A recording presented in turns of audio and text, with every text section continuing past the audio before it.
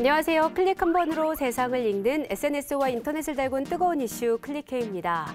세계 최대 규모의 자유무역 협정 FTA인 RCEP에 한국은 물론 동남아시아 국가연합 등 15개 나라가 최종 서명했습니다.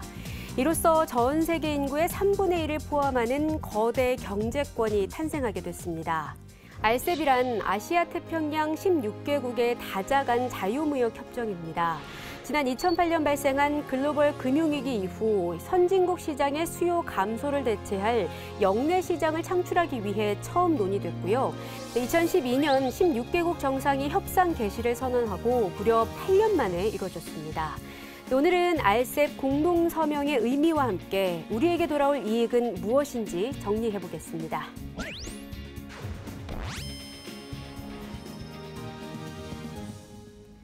RCEP의 정식 명칭은 역내 포괄적 경제 동반자 협정입니다. 참여 국가는 미얀마, 라오스, 태국, 캄보디아, 베트남, 말레이시아, 싱가포르, 브루나이, 인도네시아, 필리핀 등 아세안 10개 나라와 한국, 중국, 일본, 호주, 뉴질랜드, 인도 등 6개 나라로 총 16개 나라입니다.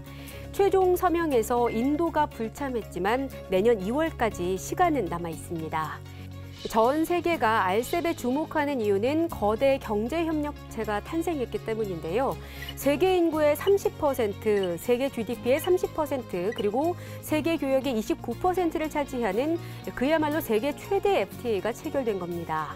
뿐만 아니라 아세안과의 협력을 한층 강화해 신남방 정책이 가속화될 것으로 전망되고 일본과도 최초의 FTA를 체결했다는 데 의미가 있습니다. 여기서 잠깐. 그렇다면 협정 이후 어떤 변화가 있을까요?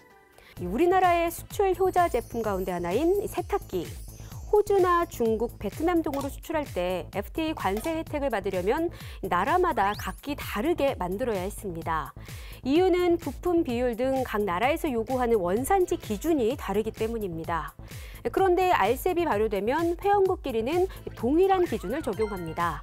그렇게 되면 따로 만들어야 하는 불편함이 사라지게 되는 거죠. 여기에다 개별적으로 국가마다 각각 맺고 있던 FTA를 하나로 묶어 시장 개방폭이 넓어지고요. 섬유와 기계 부품 등 관세 혜택을 보는 품목이 추가되면서 한 아세안 FTA에서는 80% 수준이던 관세 철폐 품목이 90% 이상으로 늘어납니다. 인도네시아로 자동차 부품을 수출하는 업체의 경우 최고 40%였던 관세가 0%로 줄어드는 등 자동차 부품과 철강 등 핵심 수출 품목의 관세 장벽이 크게 낮아집니다.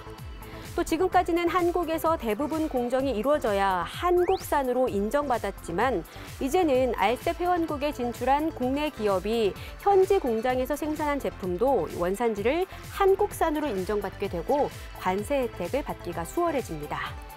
이외에도 기존 한 아세안 자유무역 협정에 없던 내용도 추가됐는데요.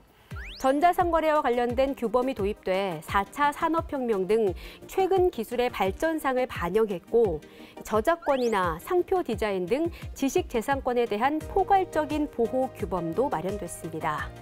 특히 지식재산권 관련 규범은 한류 콘텐츠의 안정적인 수출에 긍정적인 영향을 미칠 것으로 기대되는 대목입니다. 반면 농수산물 핵심 민감 품목인 쌀과 고추, 마늘, 사과 등은 시장 개방을 하지 않기로 했습니다. RCEP에 참여한 중국, 호주, 뉴질랜드 등은 이른바 농산물 강국인데다 아세안 국가들의 수산물 경쟁력도 높기 때문에 상대적으로 취약한 우리 농수산물 분야가 더 약해질 거란 우려가 나오고 있는데요. 하지만 중요한 건 이번 RCEP 체결은 코로나로 약한 무역 환경을 개선할 기회가 될 것으로 기대를 모으고 있다는 겁니다. 뿐만 아니라 전문가들은 장기적으로 대략 0.5%의 경제 성장 효과가 있을 것으로 전망하고 있습니다. 정부의 든든한 지원과 각계의 노력으로 우리나라 수출 기업도 그리고 농어민들도 더 나은 미래를 열어갈 수 있길 바랍니다.